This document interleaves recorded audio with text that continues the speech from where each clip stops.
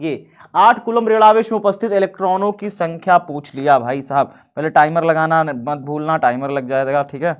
कहाँ गया timer, where is timer, मोर, ठीक है। हाँ हाँ हाँ, स्टॉप वॉच ना, कहाँ गया टाइमर, म्यू, रुक जाओ, उठा देते हैं, ठीक है ठीक है।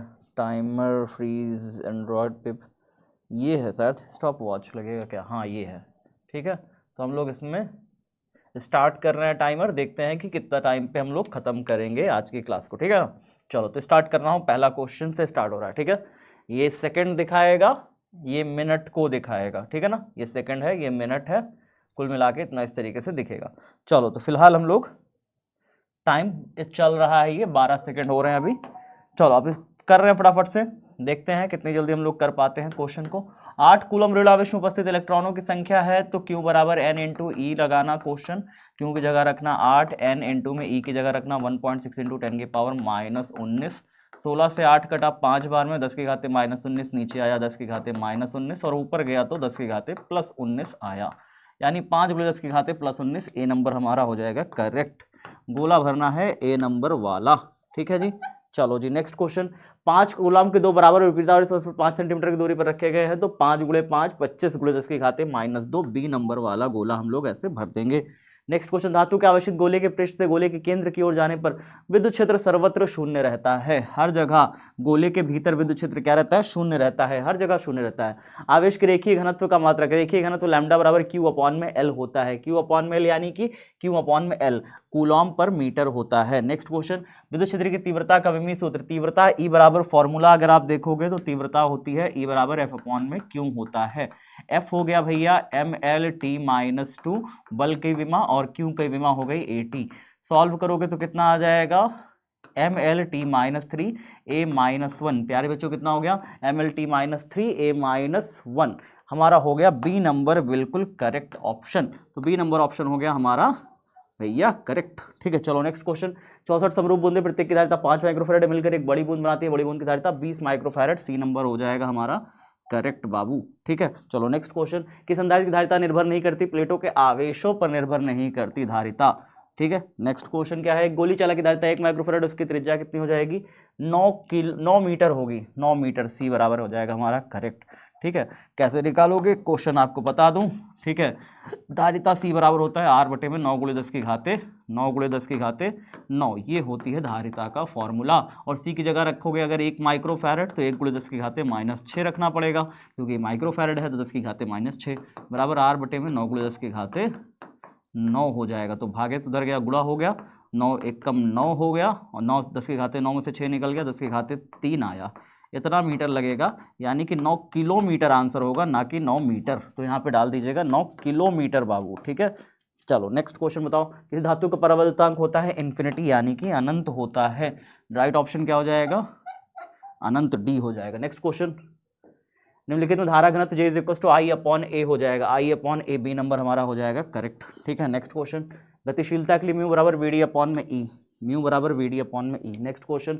कौन सही है, 1 वाट P बराबर W/Q होता है, नहीं W/T, ठीक है ना। कार्य करने की दर को हम कहते हैं, तो W/T हो जाएगा, 1 वाट बराबर 1 जूल प्रति सेकंड, पहला नंबर हमारा हो जाएगा करेक्ट, ठीक है। चलो नेक्स्ट क्वेश्चन। नीले रंग के लिए कार्बन प्रतिरोध का कलर कोड कितना होता है, नीले रंग के लिए तो आपको फॉर्मूला याद रखना पड़ेगा, BBROY, ग्रेट ब्रिटेन, ठीक है ना।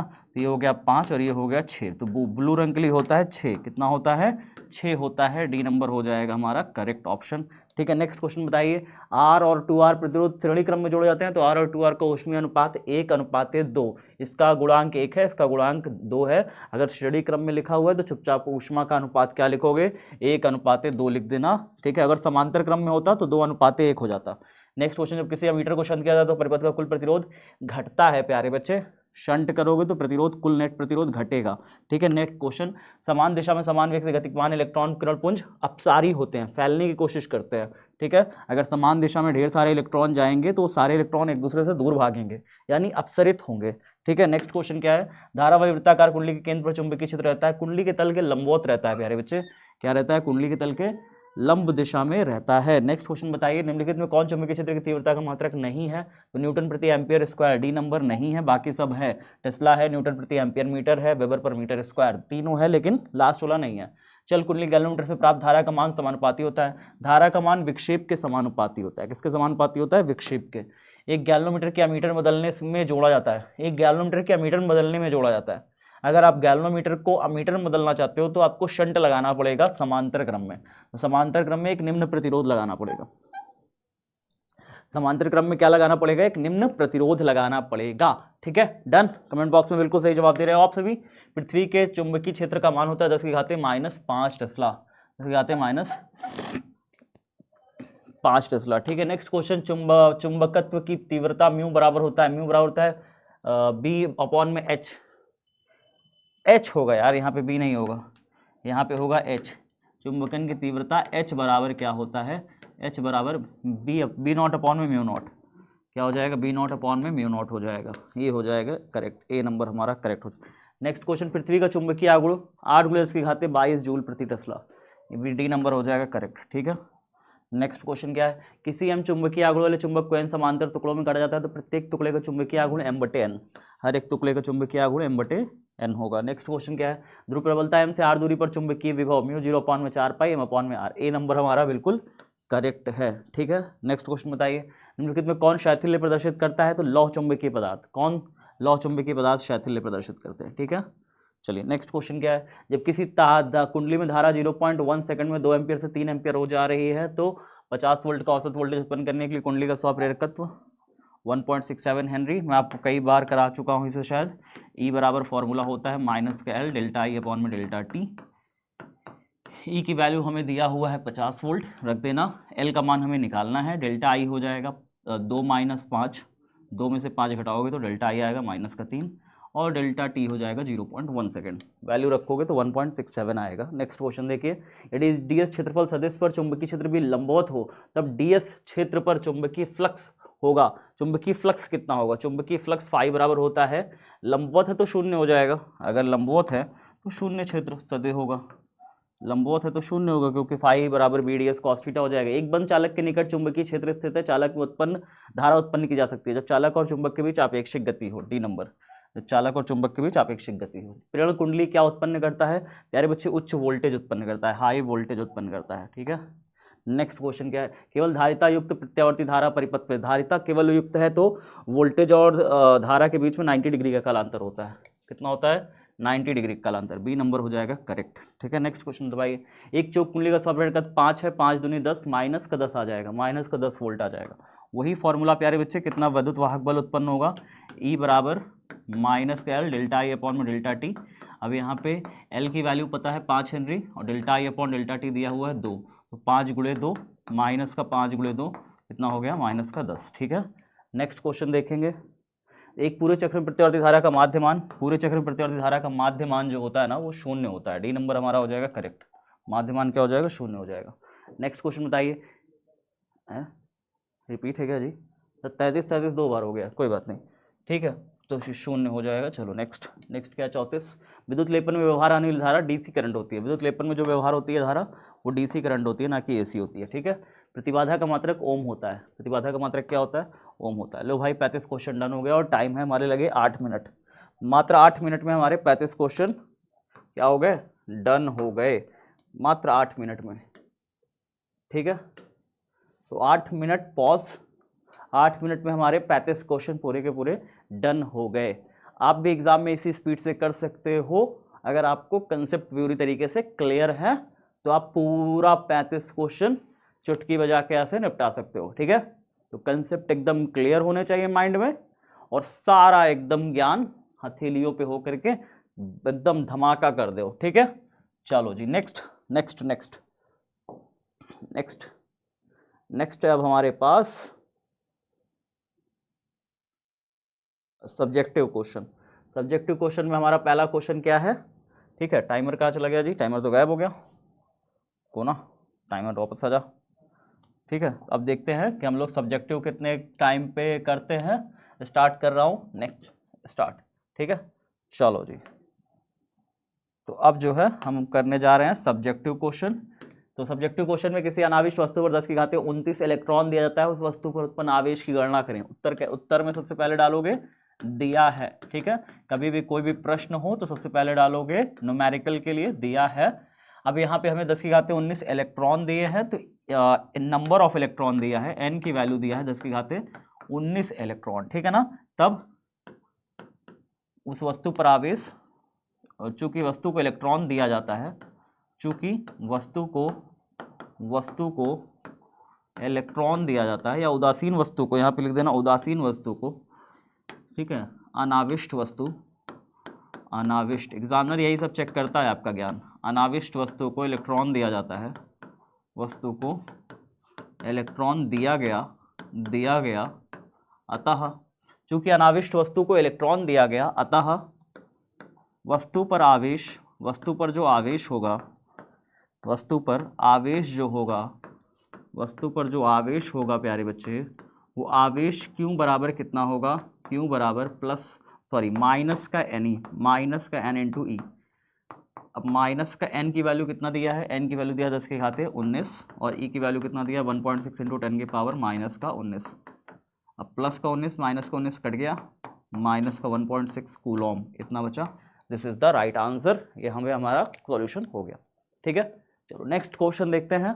नेक्स्ट क्वेश्चन में क्या है, समांतर प्लेट संधारित्र में दूसरे प्लेट का कार्य क्या है। तो यहाँ पे उत्तर लिखिएगा, समांतर प्लेट संधारित्र में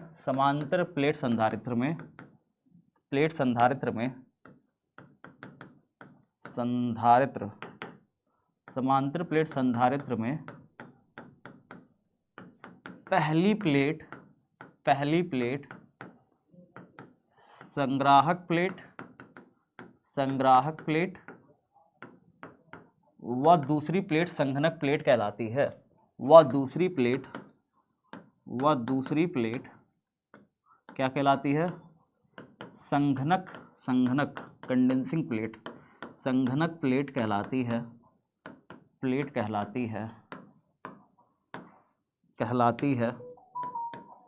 खड़ी पाई।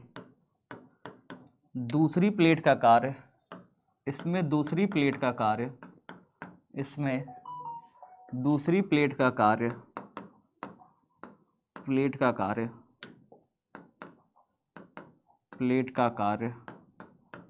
पहले प्लेट के विभव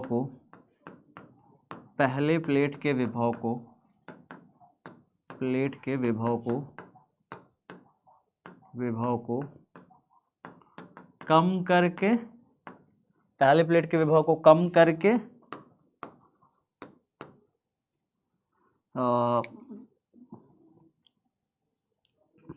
पहले प्लेट के विभव कम करने, पहले प्लेट के विभव को कम करके, अर्थात यहाँ पे लिखो, अर्थात विभवांतर बढ़ाकर धारिता, पहले प्लेट के विभव को कम करके धारिता को बढ़ाना होता है, बस ऐसे लिख दो, करके धारिता को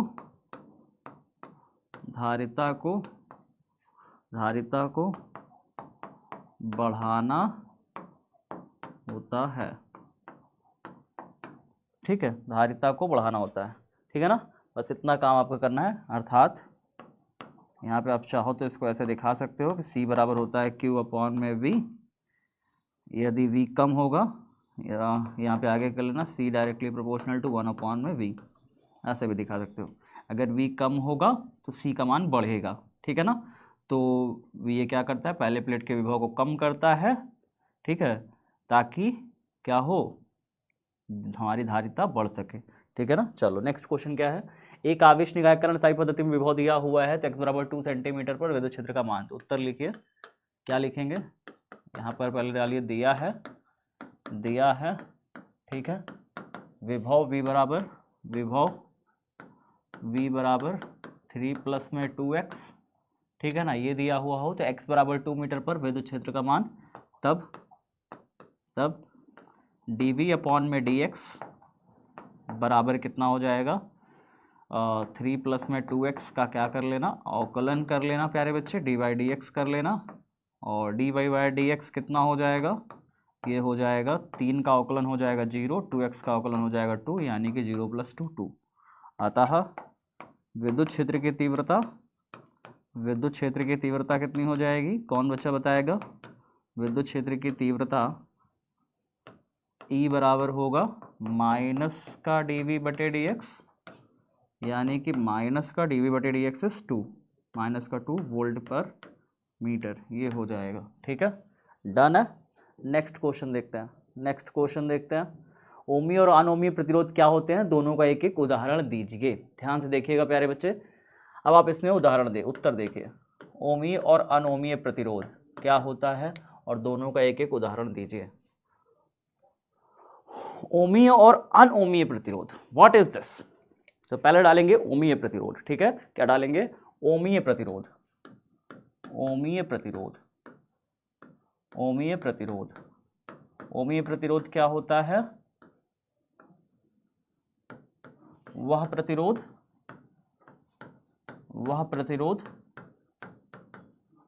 जो ओम के नियम का पालन करते हैं, ओम के नियम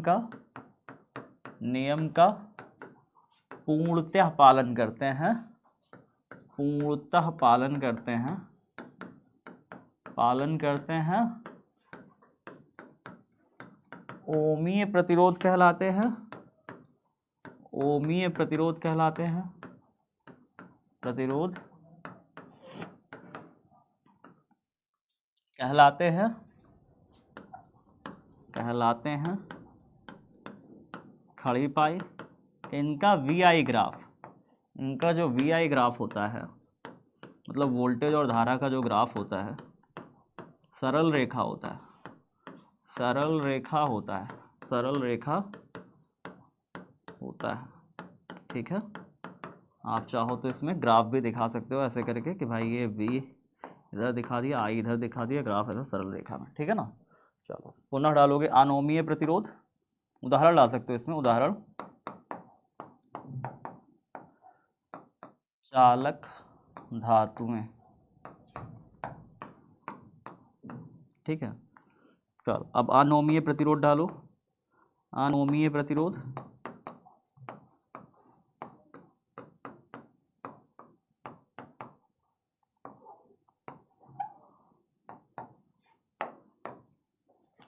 अब अनोमीय प्रतिरोध देखते हैं प्यारे बच्चे।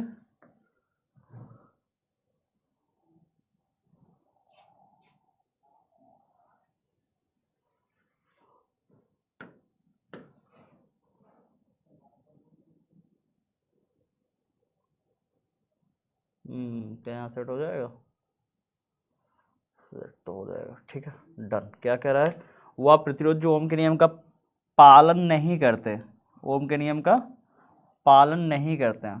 ठीक है ना, ओम के नियम का पालन नहीं करते हैं।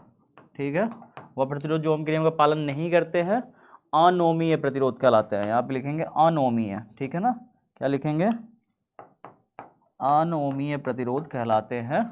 ठीक है, इनका ग्राफ VI ग्राफ सरल रेखा नहीं, इनका VI ग्राफ वक्र रेखा होता है, सरल रेखा नहीं, वक्र रेखा, वक्र रेखा होता है, वक्र रेखा होता है। और अगर आप इसका ग्राफ वगैरह बनाओगे या उदाहरण लिखोगे तो उदाहरण मैं एक कोने में लिख देता हूँ, आप नीचे लिख लेना। इनका उदाहरण क्या होता है प्यारे बच्चे, डायोड होता है, अर्धचालक डायोड। क्या लिखोगे, अर्धचालक डायोड। अर्धचालक डायोड कभी भी ओम के नियम का पालन नहीं करते। इसका ग्राफ भी कुछ ऐसे होता है, V और I ग्राफ अगर बनाओगे तो इसका ग्राफ धीरे धीरे जाके ऐसे हो जाता है अचानक से। ठीक है, तो ये ओम के नियम का पालन नहीं करते, V और I में सरल रेखा इनका नहीं होता है। ओम का नियम सीधा सीधा कहता है कि V directly proportional to I होता है, V और I में सीधा संबंध है, V बढ़ेगा I बढ़ेगा। जबकि अर्धचालक डायोड कभी एक काम नहीं करते, V के बढ़ने पर भी I का मान बहुत कम बढ़ता है, लेकिन एक ऐसे वोल्टेज पर, एक वोल्टेज के निश्चित मान पर I का मान एकाएक बढ़ जाता है। ठीक है ना, तो ये देखने को मिलता है अनोमीय प्रतिरोध में। ओमीय प्रतिरोध में तो ग्राफ बिल्कुल सीधा, V directly proportional to I, V और I दोनों एक दूसरे का पालन करते हैं। ठीक है, ये बात आपको पता है। चलो नेक्स्ट क्वेश्चन बताओ। पृथ्वी किस स्थान पर BH दिया हुआ है, तो आप उत्तर लिखोगे तो सॉल्व कर डालना खटाखट। दिया है, क्या क्या दिया है भाई, BH की वैल्यू दी है 0.1732 ऑर्स्टेड। ठीक है, और नमन को थीटा दिया हुआ है 30 डिग्री, तो तब बी एच बराबर होता है बी ई कॉस थीटा, यही होता है। बी एच की वैल्यू 0.1732 इतना दिया है। बी ई हमें निकालना है cos theta cos 30 degree. Do you know the value of cos 30 degree? Yes it is cos sine 60। Sine 60 का मान cos 30 होता है और साइन इसका मान कितना हो जाएगा बी ई इंटू में √3/2, ठीक है 0.1732। √3 की वैल्यू होती है कितनी, कितने बच्चों को पता है? √3 की वैल्यू कितनी होती है? √3 की वैल्यू होती है 1.732। तो 0.1732 बराबर बी ई इंटू में √3 की वैल्यू रखो 1.732 और बटे में नीचे 2, ठीक है। अब ये इससे कट जाएगा 10 बार में, ठीक है ना, 10 बार में कट जाएगा। 2 भागे में है, इधर गया गुणा हो गया और 10 गुणा में इधर आया भागे में, आ जाएगा 0.2। कितना हो जाएगा 0.2। कितने बच्चों को समझ में आया? नहीं आया समझ में? बहुत आसान है प्यारे बच्चे। ये 10 गुणा में है, नीचे आया भागे में आएगा, 2 भागे में ऊपर जाएगा गुणे में, 2/10 बनेगा। 2/10 होता है 0.2 और स्टेड आएगा बीई का मान। तो बीई का मान कितना आएगा 0.2 और स्टेड। क्लियर है जी? क्लियर है। चलो नेक्स्ट क्वेश्चन क्या है? किस स्थान पर आभासी नमन कोण से आप क्या समझते हैं? पिछले मॉडल पेपर में एक बच्चे ने ये क्वेश्चन भी पूछा था, तो यहाँ पे लिखोगे जब चुंबकीय सुई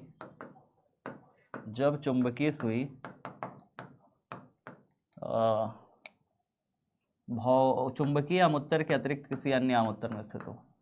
चुंबकीय याम्योत्तर के अतिरिक्त किसी अन्य यामोत्तर में स्थित हो, किसी अन्य यामोत्तर में स्थित हो, किसी अन्य याम्योत्तर में स्थित हो, जब चुंबकीय सुई चुंबकीय यामोत्तर के अतिरिक्त किसी अन्य यामोत्तर में स्थित हो तो सुई द्वारा क्षैतिज से बना कोण, सुई द्वारा क्षैतिज से बना कोण आभासी नमन कोण कहलाता है। आभासी नमन कोण कहलाता है। डायग्राम बना दोगे तो पूरा नंबर मिल जाएगा, ठीक है। डायग्राम कैसा बनाओगे? ये हमारा तल है, ये हमारी सुई लटक रही है, ठीक है, ये सुई लटक गई ऐसे करके, ठीक है। और एक हम तल बना लेते हैं ऐसे करके, एक तल ऐसे करके बना लेते हैं, ठीक है ना।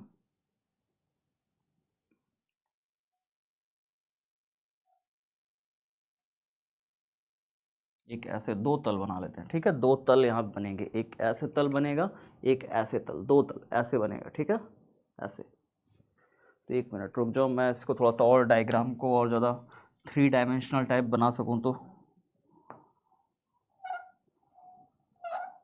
ये बन गया, ठीक है। मेरे पास तो स्केल है, मैं खट्टा से बना दूंगा। देखो तो ये है मेरा एक तो ये तल हो गया हमारा, ठीक है, एक तल ये हो गया और दूसरा तल क्या हो गया? दूसरा तल ये हो गया, है ना, ऐसे करके, जैसे ये है बिल्कुल सेम टू सेम। यहाँ पर देखेंगे,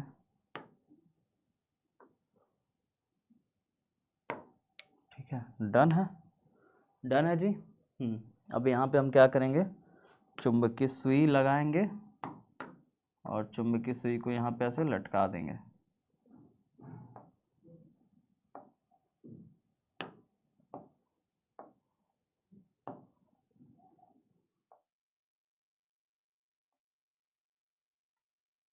चुंबकीय क्षेत्र की तीव्रता इस दिशा में, क्षैतिज से जो कोण बनेगा वो आभासी नमन कोण, ठीक है।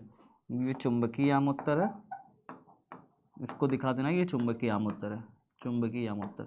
इसके पीछे वाला चुंबकीय यामोत्तर है, लेकिन ये नहीं है, इसमें ये सुई लटकी है, वो चुंबकीय यामोत्तर नहीं है, इसके पीछे वाला चुंबकीय यामोत्तर है, ठीक है। तो 2 यामोत्तर आप देख रहे हो, एक सामने वाला एक पीछे वाला।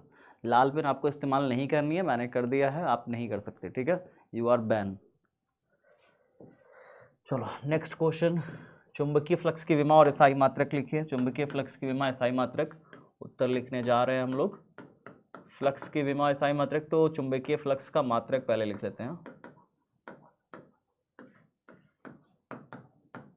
चुंबकीय फ्लक्स, ठीक है, यहाँ पे हेडिंग डालना, लिखना है एसआई मात्रक। एसआई मात्रक जब आप लिखोगे तो आप कहोगे भैया इसका एसआई मात्रक होता है न्यूटन मीटर प्रति एम्पियर। न्यूटन मीटर प्रति एम्पियर हो जाएगा, तो न्यूटन मीटर हो जाएगा। अब इसका अगर आप अथवा यहाँ पे और लगा सकते हो, अथवा करके लिख देना वेबर, अथवा वेबर, यहाँ पे इतना आप लिख सकते हो, ये दोनों एसआई मात्रक में काउंट करे जाते हैं। अच्छा एक और लिख सकते हो इसकी विमा, तो विमा के लिए आप इसको थोड़ा सा सॉल्व करने पड़ेगा। न्यूटन यानी बल की विमा, MLT-2 है, मीटर यानी लंबाई की विमा L, और एम्पियर यानी A, ठीक है, धारा की विमा। सॉल्व करोगे कितना हो जाएगा, ML2T-2 और A-1, ये हो जाएगा प्यारे बच्चे, ठीक है, ML2T-2 A-1, डन है। चलो इतना। अब विद्युत अनुनाद को समझाएं, इसके बारे में देख लेते हैं। विद्युत अनुनाद, विद्युत अनुनाद क्या होता है, इलेक्ट्रिकल रेजोनेंस क्या होता है प्यारे बच्चे, ठीक है, जब कोई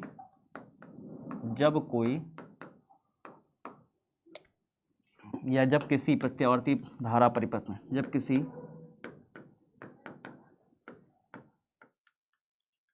प्रत्यावर्ती धारा परिपथ में, जब किसी प्रत्यावर्ती धारा परिपथ में क्या होता है, जब किसी प्रत्यावर्ती धारा परिपथ में कुंडली के सिरों पर आरोपित वोल्टेज, कुंडली के सिरों पर आरोपित वोल्टेज, के सिरों पर आरोपित वोल्टेज,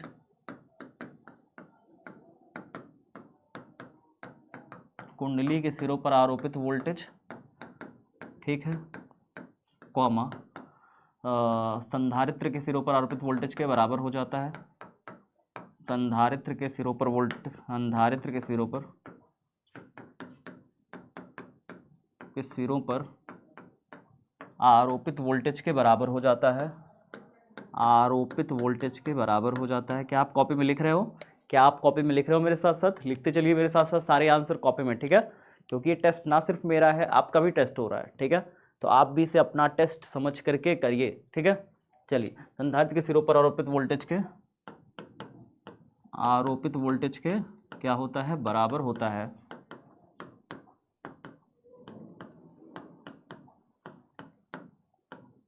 ठीक है, जब किसी प्रत्यावर्ती धारा परिपथ में कुंडली के सिरों पर आरोपित वोल्टेज संधारित्र के सिरों पर आरोपित वोल्टेज के बराबर होता है, तो परिपथ में, धारा का मान,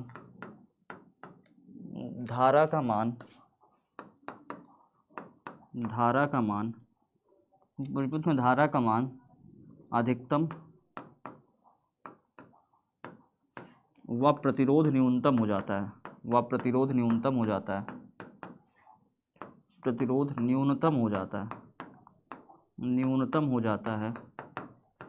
जाता है, खड़ी पर, ठीक है ना।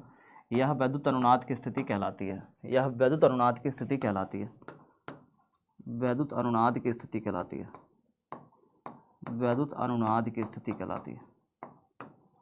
अनुनाद की स्थिति कहलाती है। अतः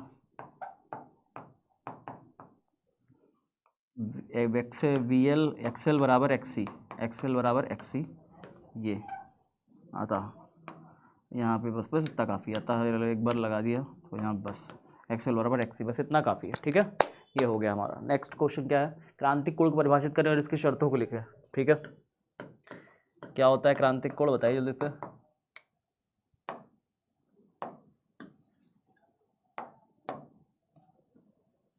क्या होता है क्रांतिक कोण, जब प्रकाश किरण को किसी, ठीक है, क्या लिखोगे उत्तर में, जब प्रकाश किरण सघन माध्यम से विरल माध्यम में जाती है तो सघन माध्यम में बना वह आपतन कोण, सघन माध्यम में बना वह आपतन कोण जिसके लिए विरल माध्यम में अपवर्तन कोण समकोण के बराबर हो जाता है। ऐसे लिखोगे, ठीक है। क्या लिखोगे? जब प्रकाश किरण सघन माध्यम से विरल माध्यम में जाती है, जब प्रकाश किरण सघन माध्यम से विरल माध्यम में जाती है, सघन माध्यम से विरल माध्यम में जाती है, विरल माध्यम में जाती है, माध्यम में जाती है, तो सघन माध्यम में बना, सघन माध्यम में बना, सघन माध्यम में बना वह आपतन कोण, वह आपतन कोण, सघन माध्यम में बना हुआ आपतन कोण जिसके लिए, जिसके लिए, जिसके लिए विरल माध्यम में अपवर्तन कोण, जिसके लिए विरल माध्यम में अपवर्तन कोण, विरल माध्यम में अपवर्तन कोण समकोण के बराबर हो जाता है। अपवर्तन कोण किसके बराबर हो जाता है?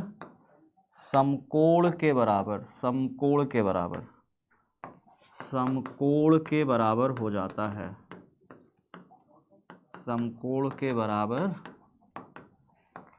हो जाता है, समकोण के बराबर हो जाता है, हो जाता है, ठीक है, कॉमा क्रांतिक कोण कहलाता है, क्रांतिक कोण कहलाता है, क्रांतिक कोण कहलाता है।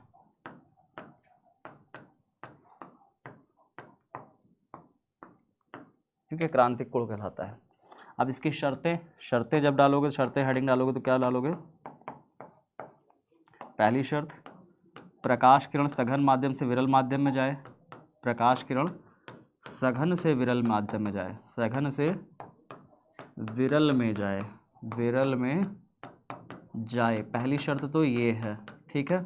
चलो दूसरी शर्त क्या है?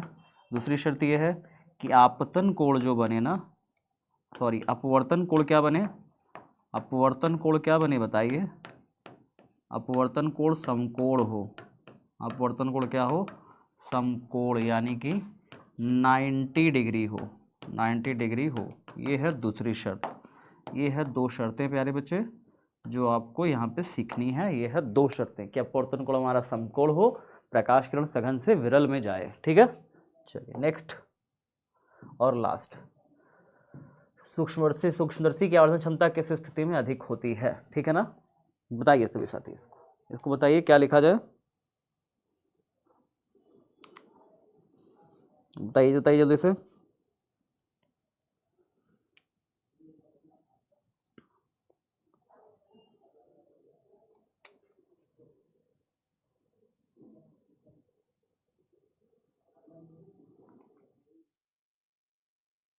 बताओ बताओ भाई।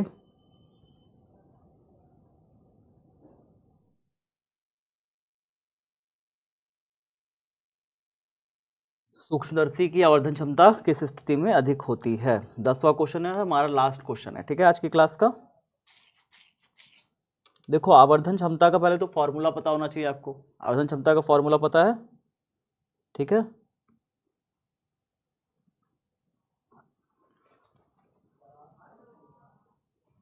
बताओ बताओ बताओ।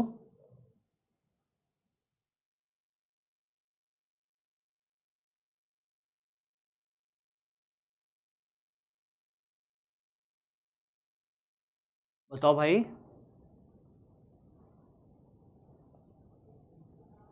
लिख रहे हो नहीं लिख रहे हो गया? कितने बच्चों का हो गया? कितने साथियों का हो गया?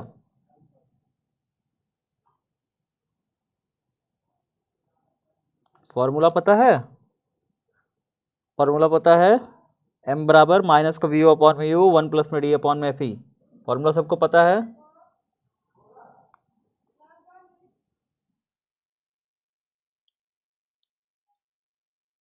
लिखिए, जब नेत्रिका की फोकस दूरी कम हो, ठीक है, यहाँ पे उत्तर लिखिए, सूक्ष्मदर्शी की आवर्धन क्षमता निम्न स्थितियों में अधिक होगी। देखिए ऐसे, सूक्ष्मदर्शी की आवर्धन क्षमता, सूक्ष्मदर्शी की आवर्धन क्षमता निम्न स्थिति में अधिक होगी, निम्न स्थिति में अधिक होगी, निम्न स्थिति में अधिक होगी। ठीक है, अधिक होगी। कौन कौन सी स्थिति होगी? अधिक होगी। कौन कौन सी स्थिति होगी वो? ठीक है, पहली नंबर की स्थिति, जब नेत्रिका लेंस की फोकस दूरी कम हो, जब नेत्रिका की फोकस दूरी क्या हो? कम हो। नेत्रिका की फोकस दूरी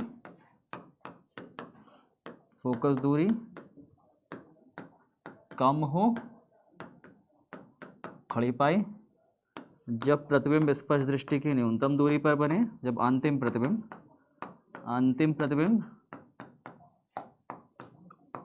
स्पष्ट दृष्टि की न्यूनतम दूरी पर बने, स्पष्ट दृष्टि की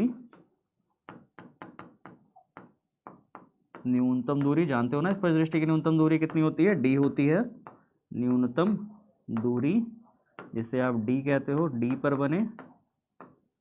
पर बने खड़ी पाई। ठीक है, तीसरा नंबर क्या लिखोगे? जब नली की लंबाई अधिक हो। तीसरा नंबर, जब नली की लंबाई अधिक हो। नली जानते हो ना, दूर सूक्ष्मदर्शी की लंबाई, सूक्ष्मदर्शी की जो नली होती है, नली की लंबाई L अधिक हो। ठीक है, अधिक होगा तब, अधिक हो। खड़ी पाई। डन हो गया। इतना 3 10 के 10 करना है आपको। ठीक है, चलो बाकी का आप सभी अपने से करना, कमेंट बॉक्स में, मतलब मैं पूरा सॉल्यूशन आपको प्रोवाइड कर दूंगा, आप अपने से एक बार करने की पूरी कोशिश करना। साइक्लोट्रॉन का बनावट सिद्धांत और कार्यविधि का सचित्र वर्णन करें, ये आपकी परीक्षा में पूछ सकता है। ठीक है, तो इम्पॉर्टेंट है ये भी। साइक्लोट्रॉन के बनावट सिद्धांत और कार्यविधि का सचित्र वर्णन करना है पूरा का पूरा आपको। ठीक है ना? ठीक है जी, बनावट पूरा का पूरा, सिद्धांत क्या है और कार्यविधि, ये सब सचित्र वर्णन, डायग्राम बना के पूरा वर्णन करना है आपको। ठीक है, एक एक चीज का। साइक्लोट्रॉन के बारे में मैंने आपको पूरा डिटेल में एक एक चीज पढ़ाया था, बिल्कुल वैसे ही सब कुछ इसमें आपको करते चलना है।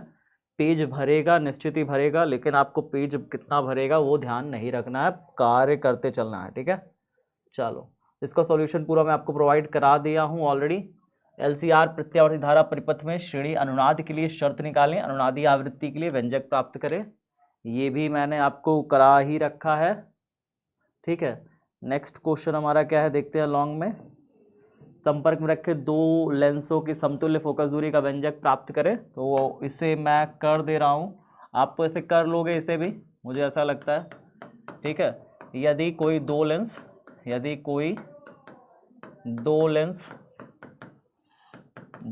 जिनकी फोकस दूरी f1 व f2 है, जिनकी फोकस दूरी क्या है? f1 व f2 है, कॉमा संपर्क में रखे गए हैं। किस में रखे गए हैं? संपर्क में रखे हैं, कॉमा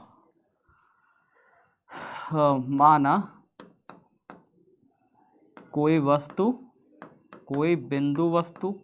लिख लो, कोई वस्तु O, ठीक है ना, मुख्य अक्ष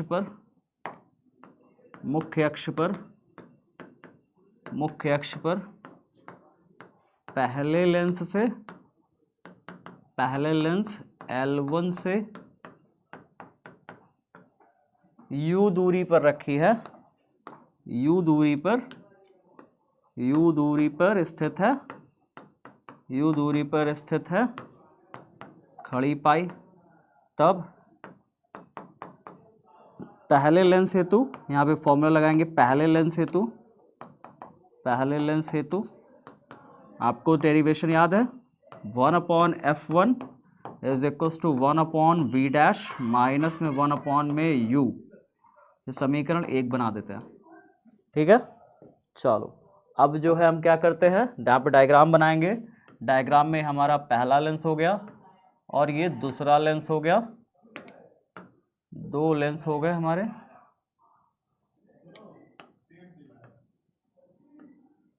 ये हमने क्या किया, ये लाइन खींच ली और ये काल्पनिक रेखा है। ठीक है, यहाँ पे हमारे पास ये L1 लेंस है, ये L2 लेंस है। पहले लेंस की फोकस दूरी f1, दूसरे लेंस की फोकस दूरी f2 है।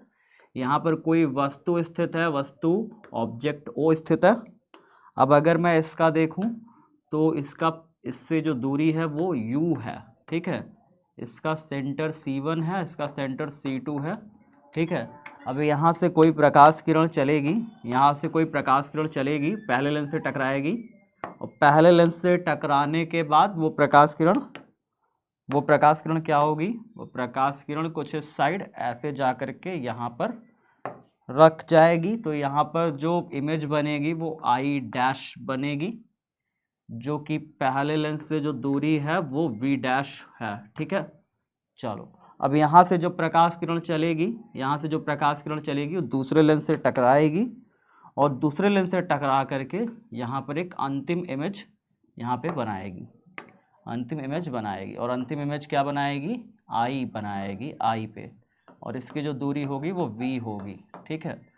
चलो, तो यहाँ पे हमारे पास क्या क्या है, पहले लेंस हेतु ये लग गया। अब दूसरे लेंस हेतु क्या होगा, दूसरे लेंस हेतु अगर आप देखोगे तो दूसरे लेंस हेतु 1/f2, दूसरे लेंस का फोकस दूरी f2 आपने बोला है, तो f2 बराबर दूसरे लेंस के लिए क्या होगा, दूसरे लेंस के लिए ये V डैश वस्तु की तरह कार्य किया था जिसने इसका प्रतिबिंब V पर बनाया यहाँ पर, तो 1 में V माइनस में 1/u की जगह 1/v डैश, समीकरण 2। अब समीकरण 1 और 2 जोड़ देते हैं। 1 व 2 को जोड़ने पर जब जोड़ देते हैं तो क्या बनता है, 1/f1 बराबर 1/v dash minus 1/u, 1/f2 बराबर 1/v minus 1/v dash, 1/f1 बाएं तरफ, 1/f2 बाएं तरफ, बाएं बाएं वाला जुड़ गया, दाएं वाला जोड़ो, 1/v dash minus 1/u, 1/v dash minus में 1 में u, ठीक है। प्लस जोड़ रहे हैं तो इसको भी उठा के जोड़ देंगे हम लोग, यहाँ पे इसको भी उठा के हम लोग क्या करेंगे, जोड़ देंगे यहाँ पे, ठीक है। जोड़ दिया, लो भाई। अब कुछ कटेगा, कहोगे हाँ सर कट तो जाएगा, क्या कट जाएगा, plus 1/v dash minus 1/v dash cut जाएगा, तो 1/v प्लस में 1/u माइनस में, 1/v प्लस में 1/u माइनस में हो गया, 1/f1 प्लस में 1/f2, 1/v माइनस 1/u कितना बन गया, 1/f बन गया, 1/f1 प्लस में 1/f2। अब चूंकि अभी सिर्फ 2 पन्ना भरा हुआ है हमारे पास, तो अभी तीसरा पन्ना भी हमें क्या करना है, भरना है। तो कुछ तीसरे पन्ने में भी लिखेंगे, तीसरे पन्ने में भी हम कुछ लिखेंगे, ठीक है। ऐसे नहीं खाली छोड़ेंगे, लिखेंगे। 2 लेंसों की तुल्य क्षमता लिख दो इसमें, 2 लेंसों की तुल्य क्षमता, 2 लेंसों की तुल्य क्षमता, इसको डाल करके इसमें लिख सकते हो। और वो क्या लिखोगे, P बराबर P1 प्लस में P2, ये लिख सकते हो, ठीक है। बस इतना पे छोड़ देना, बस और कुछ नहीं। हाइगेंस के द्वितीय तरंगिका सिद्धांत की व्याख्या करें, इसकी मदद से अपवर्तन या परावर्तन के नियम को स्थापित करें। ये भी एक क्वेश्चन है जिसे अगर आप करना चाहो तो बिल्कुल आराम से कर सकते हो, ठीक है। एक क्वेश्चन ये भी हम लोग कर दे रहे हैं, ठीक है। हाइगेंस के द्वितीय तरंगिका सिद्धांत का वर्णन करें, तो क्या लिखोगे, हाइगेंस ने 1678 ईस्वी में, 1678 ईस्वी में अपना तरंगिका सिद्धांत प्रस्तुत किया, तरंगिका सिद्धांत प्रस्तुत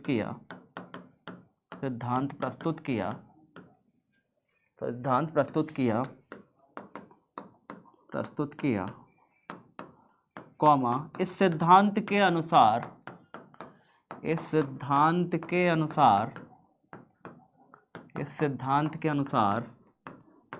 ठीक है।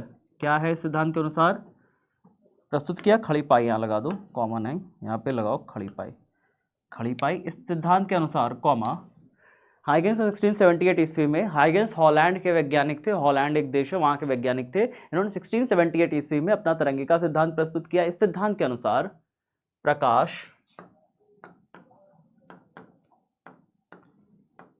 तरंगों के रूप में एक स्थान से दूसरे स्थान में गति करता है, तरंगों के रूप में तरंगों के रूप में गति करता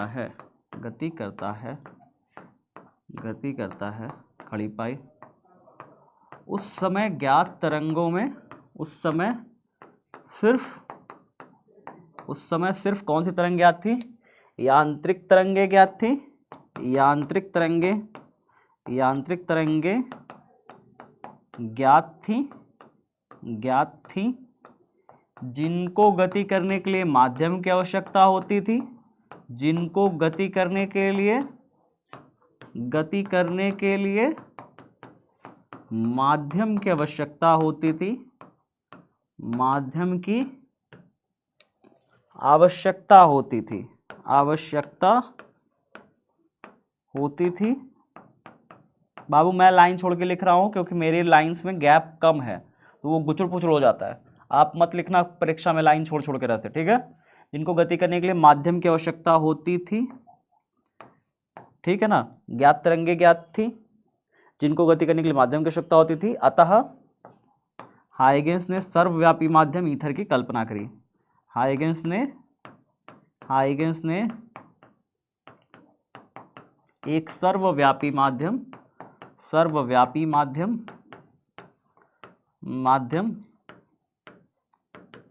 ईथर की कल्पना की। ईथर की कल्पना की खड़ी पाई। इनके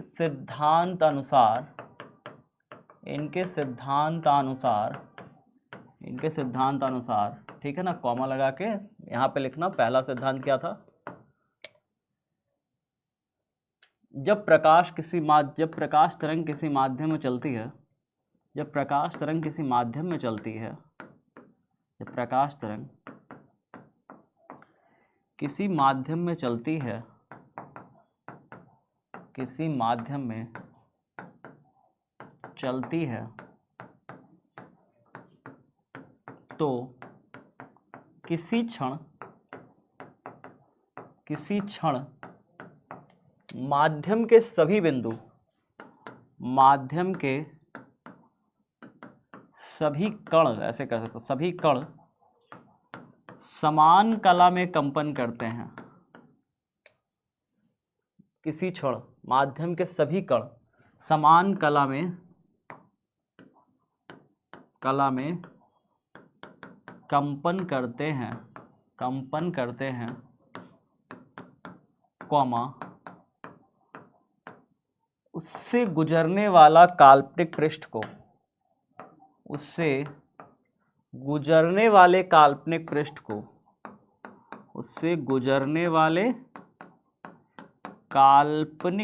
को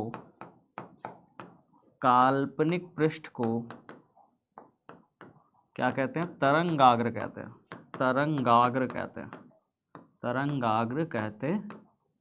हैं। खड़ी पाई उससे होकर गुजरने वाले काल्पनिक पृष्ठ को तरंगाग्र कहते हैं, खड़ी पाई। दूसरा पॉइंट क्या था? तरंगाग्र पर स्थित प्रत्येक कण, तरंगाग्र पर स्थित प्रत्येक कण नए तरंग स्रोत की तरह व्यवहार करता है। नए तरंग स्रोत की तरह व्यवहार करता है। स्रोत की तरह व्यवहार करता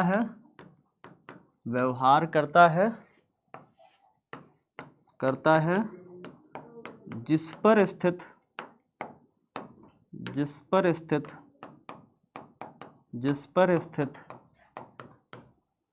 प्रत्येक कण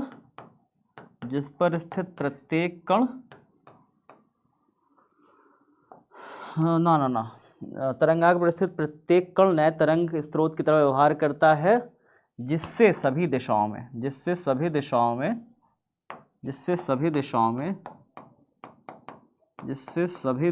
द्वितीयक तरंगे के सभी दिशाओं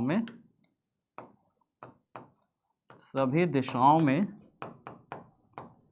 द्वितीयक तरंगिकाएं, कौन सी तरंगिकाएं? द्वितीयक तरंगिकाएं, जैसे सभी दिशाओं में द्वितीयक तरंगिकाएं उत्सर्जित होती हैं उत्सर्जित होती हैं, जिससे सभी दिशाओं में द्वितीयक तरंगिकाएं उत्सर्जित होती हैं। ठीक है। तरंगाग्र पर स्थित प्रत्येक कण नए तरंग के स्रोत की तरह व्यवहार करता है, जिससे सभी दिशाओं में द्वितीयक तरंगिकाएं उत्सर्जित होती हैं। ठीक है। यह तरंगे प्राथमिक तरंगों के चाल से ही माध्यम में आगे बढ़ती हैं। यह तरंगे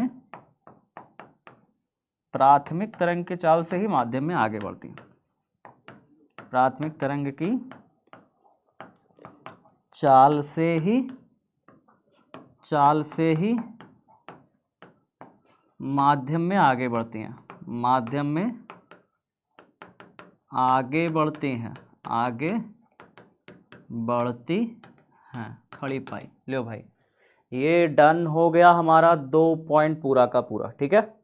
चलो नेक्स्ट हम लोग देख रहे हैं क्या, हाइगेंस की मदद से अपवर्तन या परावर्तन के नियम को स्थापित करें। आप बोलो अपवर्तन स्थापित करूं कि परावर्तन स्थापित करूं। परावर्तन इजी है ज़्यादा, अपवर्तन थोड़ा सा क्रिटिकल है, क्योंकि प्रकाश किरण दूसरे माध्यम में चली जाती है लिटरली।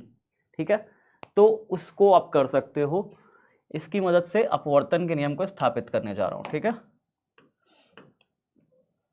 अपवर्तन का नियम, अपवर्तन के नियम की स्थापना ऐसे डाल दो, अपवर्तन नियम की स्थापना। ठीक है। इसमें क्या होता है प्यारे बच्चे, इसमें प्रकाश किरण को पहले ऐसे दिखाओगे एक डायग्राम से कि ये बेस हो गया। ठीक है ना।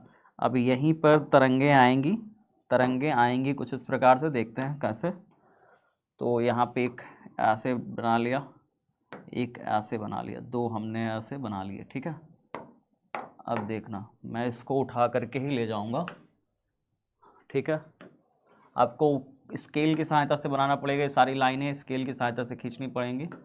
ठीक है। मेरे पास ऑप्शन है तो मैं ऐसे इस्तेमाल करता हूँ ऑप्शंस का। ठीक है। तो प्रकाश तरंगे देखो कुछ इस प्रकार से आ रही है, तरंगे हैं आ रही हैं। तो ये तरंगे ऐसे करके आ रही थी, लेकिन तरंग, ये वाली तरंग का ये वाला पार्ट जो है ना यहाँ पे टच कर गया। ऊपर माध्यम 1 है, ऊपर माध्यम क्या है, ऊपर माध्यम 1 है, और नीचे माध्यम क्या है, नीचे माध्यम 2 है। ठीक है। अब इस पॉइंट पर, ये जो टच पॉइंट है, यहाँ पे हम क्या खींचेंगे, एक अभिलंब खींचेंगे। यहाँ पर क्या खींचेंगे, एक अभिलंब खींचेंगे। ठीक है। अब यहाँ पर आपतन कोण बन गया I। क्या बन गया, आपतन कोण I बन गया। अब प्रकाश किरण थोड़ा सा तिरछा होकर के दूसरे माध्यम में चली जाएगी, क्योंकि जाना चाहिए था सीधा, लेकिन जाएगी नहीं, थोड़ा सा तिरछा होकर के ये निकलेगी, थोड़ा सा तिरछा होकर के यहाँ से ये निकलेगी। ठीक है। ये देखो, जाना चाहिए था सीधा, लेकिन जा नहीं रही, वो क्या होगी, थोड़ा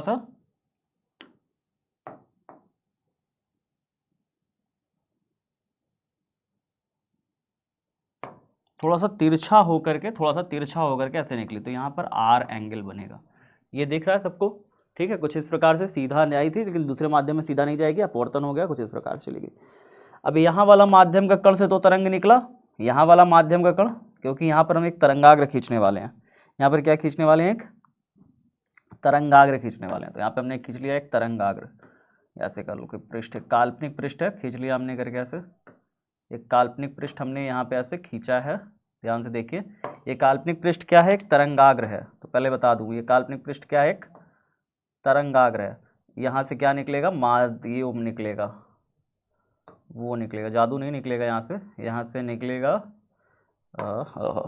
यहाँ से द्वितीयक तरंगिका निकली, जो कि पानी में चली गई। कुछ इस प्रकार से हवा में आ रही थी प्रकाश, पानी में चली गई। द्वितीयक तरंगिका जो यहाँ से निकली वो तो पानी में चली गई, लेकिन क्या यहाँ से द्वितीयक तरंगिका नहीं निकलेगी, यहाँ से द्वितीयक तरंगिका निकली, पानी में चली गई।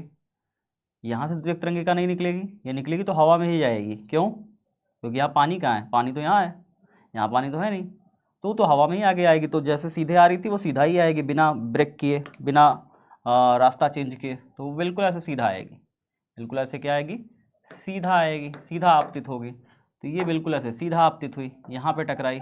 जब ये यहाँ पे टकराएगी तो यहाँ पर हम लोग खींचेंगे काल्पनिक पृष्ठ ऐसे करके, अभिलंब जिसे क्या होगा। तो इसे ये अभिलंब हम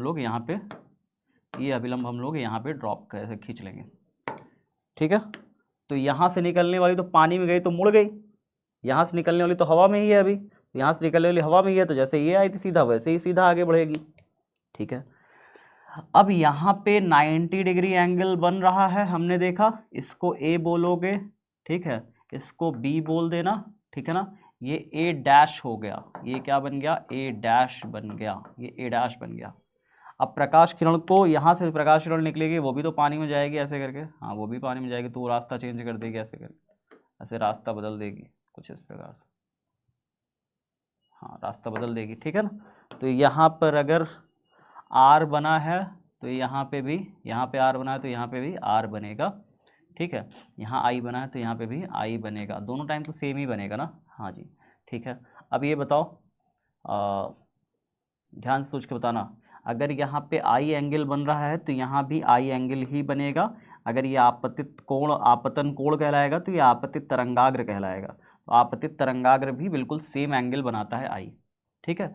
अब यहाँ से निकलने वाली प्रकाश किरण यहाँ पहुँच गई जितने समय में, मान लो टी समय में, तो यहाँ से निकलने वाली तरंगाग्र यहाँ पहुँच चुकी है उसी टी समय में, सेम टाइम में। जब ये यहाँ से यहाँ पे आई थी, दोनों तो सेम टाइम पे आई थी ना, तो दोनों से तरंगे भी सेम टाइम पे बाहर निकलेंगी, तो यहाँ से निकलने वाली तरंगे यहाँ पहुँच रही है, उतने ही समय में यहाँ से निकलने वाली तरंग यहाँ पहुँच रही है, शुक जुक जुक, एक साथ, दोनों एक साथ, ठीक है।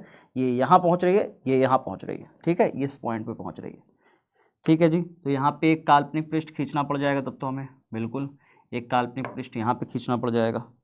इस काल्पनिक पृष्ठ को कोई नाम देंगे, बिल्कुल, ये बी है, ये ए डैश है, तो ये बी डैश हो जाएगा प्यारे बच्चे, ये बी डैश हो जाएगा, क्योंकि एकदम लंब डाले हो तो यहाँ पे 90 डिग्री बनेगा, ठीक है। और यहाँ पे आर बना है तो यहाँ पे भी क्या बनेगा, आर ही बनेगा, ठीक है, डन। तो इतना चीज़ें आपको डायग्राम में आपको मेंशन करनी है, डायग्राम बिल्कुल एकदम स्पष्ट तरीके से साफ सुथरा बनना चाहिए, जैसे मैंने बनाया है बिल्कुल ऐसे, ठीक है, कोई चीज़ बिना मिस हुए, बिना ध्यान से हर चीज़ लिखोगे।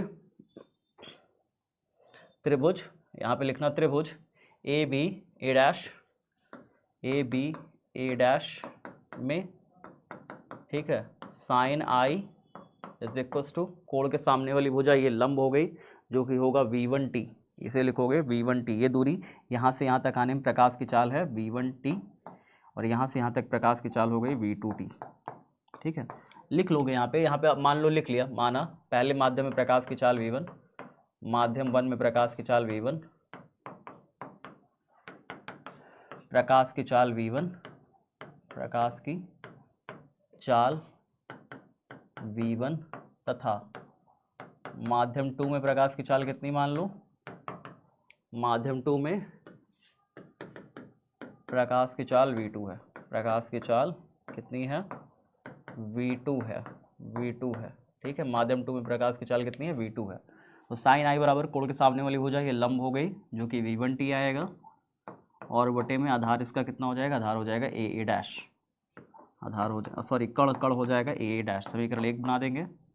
वाह, त्रिभुज, एक और त्रिभुज हमारा ये बनेगा A B dash A dash, ये वाला त्रिभुज जो बनेगा A B dash A dash, A B dash A dash में क्या बनेगा बताओ, साइन आर बराबर कोण के सामने वाली भुजा ये लंब हो गई A B dash, A B dash, कोण के सामने वाली भुजा ये लंब हो गई, और कण कहाँ बनेगा, कण हमारा ए डैश, ए डैश, और ए बी डैश आप जानते हो V2T है, यहाँ से यहाँ तक प्रकाश V2 चाल से आकर आई है, T समय में आई है, तो चाल गुणे समय कितना हो जाएगा, A से B तक की दूरी, A से B तक की दूरी कैसे निकलेगी, चाल गुणे समय कर दोगे तो निकल आएगी, तो ए बी डैश कितना हो जाएगा, V2T हो गया, ठीक है।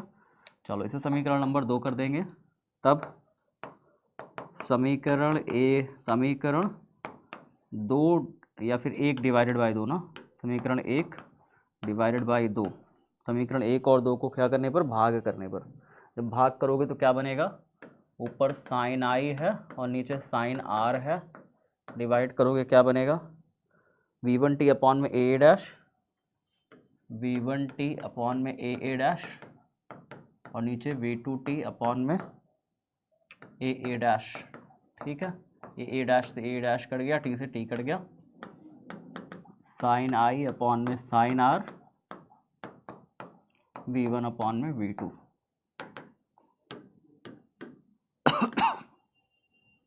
डन है। बताइए सभी साथी, इतना हो गया। इति सिद्धम यहाँ लिख देना, यही अपवर्तन का नियम है, यही अपवर्तन का नियम है, इतना करके छोड़ देना। ठीक है जी, डन। चलो जी, अब पीएन संधि डायोड की पूर्ण क्रिया को समझाइए, पूर्ण तरंग दिष्टकारी परिपथ खींचें और इसकी क्रिया को समझाइए। तो मैं आपको ऑलरेडी करा चुका हूँ वाईटी पर लॉन्ग क्वेश्चन, जब मैंने सीरीज कराई थी तो उसे पूरा लिख करके आपको कराया था। ठीक है, तो उसको कर लेना वैसे ही बस। तो बस आज की क्लास में इतना ही। प्रकाश विद्युत उत्सर्जन को समझाएं, प्रकाश विद्युत प्रभाव के नियम क्या क्या है, आइंस्टीन द्वारा इसकी व्याख्या को बताएं। ये भी क्वेश्चन मैंने शायद आपको वाईटी पर करा रखा है लॉन्ग क्वेश्चन में, इसको भी देख लीजिएगा। सारा कुछ लिख करके पढ़ाया था, एक एक चीज़, एक एक क्वेश्चन आंसर को, वहाँ पे इसको देख लीजिएगा। ठीक है, उम्मीद करता हूँ आपको ये क्लास बहुत अच्छी लगी होगी। क्वेश्चन की प्रैक्टिस करिए, लिख लिख कर जितना ज़्यादा हो सके। 2.5 पन्ना से कम लॉन्ग नहीं लिखना है, 2.5 से 3 पन्ना जा सकता है, 4 पन्ना भी जा सकता है डेरिवेशन अगर है तो। ठीक है, बाकी कोशिश करना साफ साफ राइटिंग में लिखने की, पैराग्राफ बदल बदल के लिखने की। 3 लाइन लिखा, 4 लाइन लिखा, पैराग्राफ चेंज किया, अगले पैराग्राफ में लिखा, ये सब चीज़ें ध्यान रखनी है। और समय के साथ क्या करना है, समय देना है लिखने में। ये नहीं कि बस जल्दी जल्दी में लिखते चले गए, कुछ भी आ रहा दिमाग में भरे चले हैं। आराम आराम से लिखो, कहीं जल्दीबाजी नहीं हो रही है, कोई आपसे कॉपी नहीं छीन रहा। 3 घंटे तक कॉपी आपके हाथों में रहेगी। बिल्कुल आराम से सोच विचार करके अच्छी राइटिंग बना करके चीज़ों को लिखते जाओ, सजा सजा के कॉपी, नंबर बढ़िया मिलेगा। ठीक है जी, चलो bye bye, take care, love you everyone, ख्याल रखिएगा।